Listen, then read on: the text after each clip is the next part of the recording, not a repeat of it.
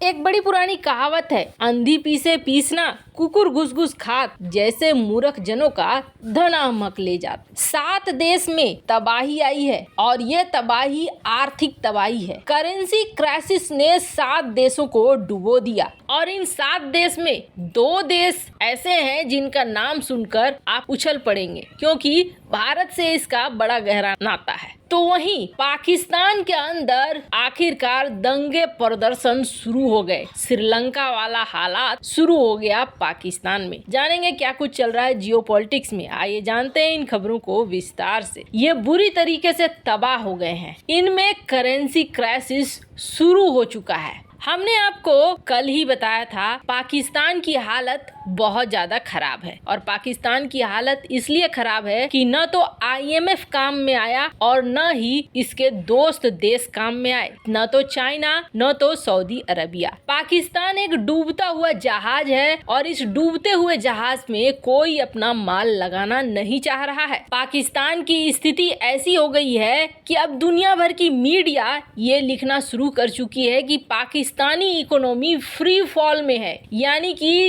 एकदम से गिरती जा रही है। इसे रोकने वाला या रुकने का कोई चांस बिल्कुल भी नहीं दिख रहा है। फ्री फॉल होती हुई इस इकोनॉमी को बचा पाना बहुत ज्यादा मुश्किल है। अब तभी संभव है जब अचानक से इसे एकदम से कोई खजाना मिल जाए जो ठीक ठाक खजाना हो। इसका अंदाजा आप ऐसे लगाइए, कुछ आंकड़े देखेंगे तो आपको पाकिस्तान की तबाही का अंदाजा हो जाएगा। पाकिस्तान के ऊपर कर्जा कितना है तो आपको बता दें, पाकिस्तानी रुपए में अगर कर्जे की बात करें ना तो पाकिस्तान के ऊपर कर्जा है 12 ट्रिलियन रुपए का। ये 12 ट्रिलियन रुपए उसे लौटाने हैं और जब अभी हाल क्या है, $1 बिलियन तो ये 5 दिसंबर को लौटाने हैं उसे। ऊपर से जो ये IMF से लोन मांग रहा था, IMF ने अब क्या कह दिया है, IMF ने कह दिया है कि पाकिस्तान को पहले रिफॉर्म करने की जरूरत है। अपने आप को स्टेबल करो, स्थिर करो, अपनी आर्थिक स्थितियों को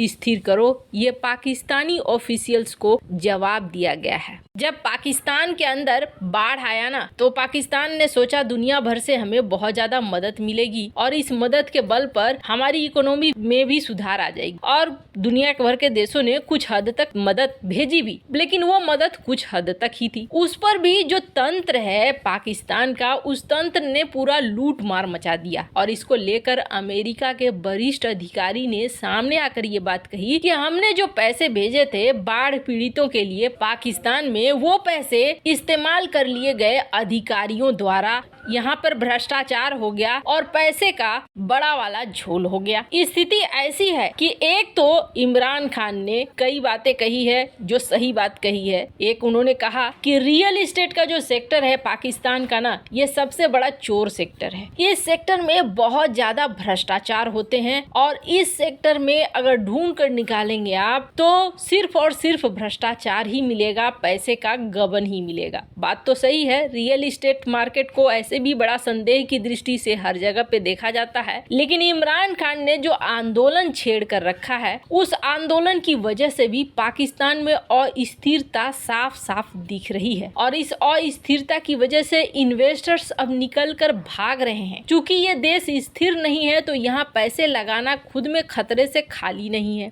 FATF की ग्रे लिस्ट से भले ही निकल गया हो पाकिस्तान, लेकिन जिस तरीके से CDS में 93% ये गिर रहा है, ऊपर से जो इन्वेस्टमेंट करने वाली कंपनियां हैं उनका विश्वास भी खोता जा रहा है, तो पाकिस्तान से लगातार ये कंपनियां बाहर होती जा रही है, यानी कि पाकिस्तान में बड़ा वाला नुकसान। पाकिस्तान तो तबाह होते हुए दिख ही रहा है। श्रीलंका की जो हालात हैं वो श्रीलंका के हालात भी दिख रहे हैं कि अभी तक रिकवरी नहीं हुई है और रिकवरी का कोई चांस भी अभी नजर नहीं आ रहा है। अभी लंबे समय तक श्रीलंका को इस क्राइसिस में फंसे रहना पड़ेगा। वहीं बात करें दूसरा देश कौन सा है तो यहाँ इजिप्ट की भी बात हो रही है। इजिप्ट में भी स्थिति इस वक्त खराब है। इजिप्ट की भी करेंसी बुरी तरीके से फॉल कर रही है और ये क्राइसिस में पहुंच रहा है। वैसे तो दुनिया भर की करेंसी का यही हाल है, लेकिन इजिप्ट का हाल इसलिए भी ज्यादा बुरा हो रहा है क्योंकि इजिप्ट को इस वक्त बहुत ज्यादा आयात करना पड़ रहा है, खरीदना पड़ रहा है अनाजों को और चीजों को। वैसे ही हालात है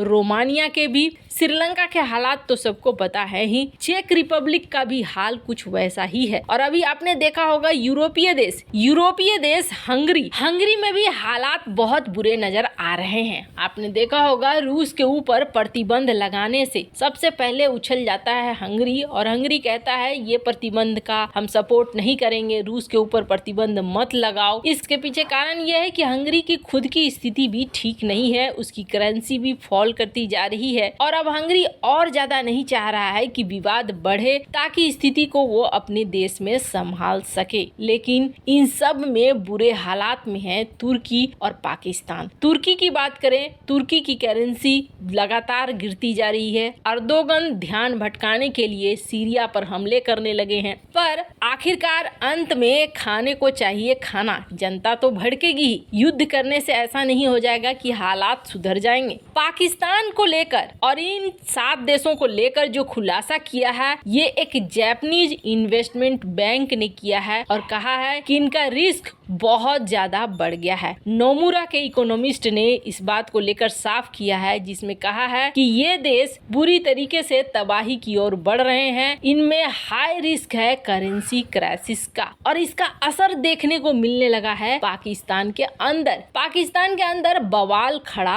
हो चुका है, और ये बवाल खड़ा हुआ है सबसे पहले किसी भी देश में अगर दिवालियापन की निशानी होती है कि उसका एनर्जी क्राइसिस शुरू होगा, और ऐसा ही एनर्जी क्राइसिस शुरू हो गया है पाकिस्तान के अंदर। पाकिस्तान के अंदर अब प्रदर्शन वगैरह शुरू हो चुके हैं। इस समय हालांकि दुनिया भर का ध्यान था कि पाकिस्तान में कौन बनता है सेना प्रमुख, लेकिन यहाँ विदेशी मुद्रा भंडार में लगातार गिरावट होने के कारण पाकिस्तान प्राकृतिक गैस नहीं खरीद पा रहा है, LNG नहीं खरीद पा रहा है, और गैस सप्लाई में कमी के कारण अब लोग सड़कों पर निकल आए हैं। यहाँ प्रदर्शनकारी जगह जगह जाम लगा रहे हैं। खास तौर पर बलूचिस्तान से तो और भी प्रदर्शन की खबरें निकलकर सामने आ रही है, और कहा जा रहा है कि अब पाकिस्तानी अर्थव्यवस्था एक और बम धमाके की तरह महसूस करेगी गैस संकट को। और ये कोई और नहीं कह रहा है बल्कि इस्लामाबाद के ही एक्सपर्ट इस बात को कह रहे हैं। कई जगहों पर गैस नहीं मिल पा रहा है और स्थिति और खराब होगी, क्योंकि यहाँ पर कतर ने भी पाकिस्तान का साथ छोड़ दिया है। कतर जैसे जो सहयोगी देश हुआ करते थे, वो देश अब कह रहे हैं कि हम पाकिस्तान को LNG नहीं दे सकते हैं। वैसे आपको बता दें, LNG खरीद करने की औकात पाकिस्तान की इस वक्त है भी नहीं, इसलिए मामला यहाँ पर गंभीर होता जा रहा है, और स्थिति पाकिस्तान की भी श्रीलंका वाली कुछ ही दिनों में देखने को मिल जाएगी। वैसे इन सब मामले में आपकी क्या राय है, कमेंट कर जरूर बताएं।